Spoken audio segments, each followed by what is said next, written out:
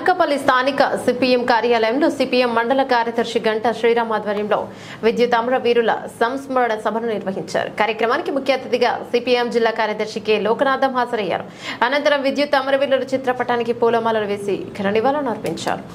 ఈ సందర్భంగా సిపిఎం నాయకులు మాట్లాడుతూ ఆంధ్ర రాష్ట్రంలో విద్యుత్ సంస్కరణలు తీసుకురావాలని యోజనలో చంద్రబాబు ప్రభుత్వం ఉందన్నారు. విద్యుత్ సంస్కరణలు చేపట్టడం సరైన విధానం కాదన్నారు.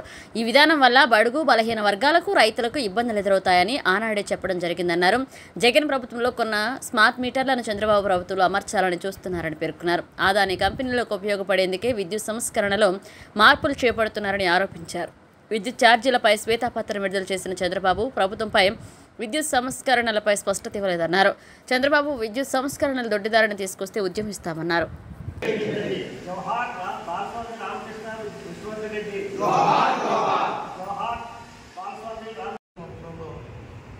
అప్పుడు ఉన్నటువంటి ఇప్పుడు ఉన్న ముఖ్యమంత్రి ఆనాడు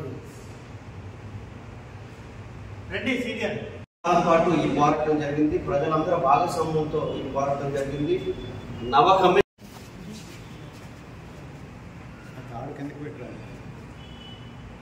జోహార్ ముఖ్యమంత్రులకు, జోహార్ విద్యుత్ అమరవీరులకు, జోహార్ విద్యుత్ అమరవీరులకు, సాధిస్తాం అమరవీరుల ఆశయాలను, విద్యుత్ సంస్కరణను వ్యతిరేకించండి, స్మార్ట్ మీటర్లను వ్యతిరేకించండి, విద్యుత్ సంస్కరణను వ్యతిరేకించండి.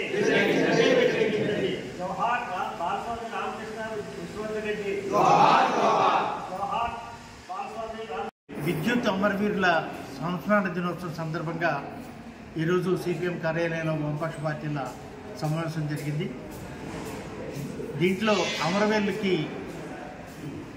శ్రద్ధాంజలి ఘటిస్తూనే ప్రభుత్వం తాలూకా విధానాలను ఎండగడుతూ రాబోయే రోజుల్లో ఈ స్మార్ట్ మీటర్లు పెట్టడం కోసం చంద్రబాబు నాయుడు ప్రభుత్వం స్పీడ్గా కదులుతూ ఉంది. గతంలో ఆదాని కంపెనీ దగ్గర కొన్నటువంటి స్మార్ట్ మీటర్లు జగన్మోహన్ రెడ్డి గారు కొన్నారు. ఆ ఉన్న మీటర్లని రైతులకి వినియోగదారులకి బిగించి తద్వారా బిల్లులు ఎక్కువ వచ్చేలాగా జనాల దోపిడీ వినియోగదారుల దోపిడీ చేసేటందుకు ఉపయోగపడేటటువంటి విద్యుత్ సంస్కరణలకి ఈ చంద్రబాబు నాయుడు ప్రభుత్వం మళ్ళీ పూనుకుంటూ ఉంది. గతంలో ఏదైతే గతి మీకు పట్టిందో ఆ గతి మీకు పట్టకుండా ఉండాలంటే పూర్తిగా విద్యుత్ సంస్కరణలను విరమించండి, స్మార్ట్ మీటర్లు బిగించడాన్ని ఆపండి అని చెప్పని వామపక్షాలుగా హెచ్చరిక జారీ చేస్తా ఉన్నాం. లేదంటే పెద్ద ఎత్తున ఉద్యమిస్తామని మీ ద్వారా ప్రభుత్వానికి హెచ్చరిక జారీ చేస్తాం. ఎందుకంటే ఈరోజు ప్రజలకి విద్యుత్ అనేది ఒక జీవితంలో ఒక అంతర్భాగంగా అయింది. విద్యుత్ లేకుండా ఏ పనులు చేయలేని స్థితి వచ్చేస్తుంది. ఒకసారి విద్యుత్ భారాలు పడితే అనేక రకమైన ఇబ్బందులు మన కుటుంబాల్లోని వ్యవసాయ రంగంలో వచ్చే స్థితి వస్తుందని మనం చెప్పడం కాదు, అనేక మంది శాస్త్రవేత్తలు చెప్తా ఉన్నారు. అదే కాదు, ఈరోజు అదానీ కంపెనీకి అట్లాగే షిరిడి సాయి లాంటి కంపెనీలకి ఉపయోగపడే పద్ధతిలో తీసుకొస్తా ఉన్నారు. వాళ్ళే కాంట్రాక్టులుగా ఉండి స్మార్ట్ మీటర్లు సప్లై చేస్తూ ఉన్నారు. మరి ఈ రాష్ట్ర ప్రభుత్వం ఏదైతే స్మార్ట్ మీటర్లు ఉన్నాయో అట్లాగే వినియోగదారులకి భారాలు పెట్టే కార్యక్రమం జరుగుతుందా లేకపోతే తగ్గించే కార్యక్రమం జరుగుతుందా అనేది స్పష్టంగా చెప్పాలి. ఒకవైపున చంద్రబాబు నాయుడు గారు ఏమని చెప్తున్నారంటే విద్యుత్ సంబంధించిన దాంట్లో సంస్కరణలు ముందుకు తీసుకెళ్లను అని చెప్తూనే శ్వేతపత్రం ప్రకటించారు.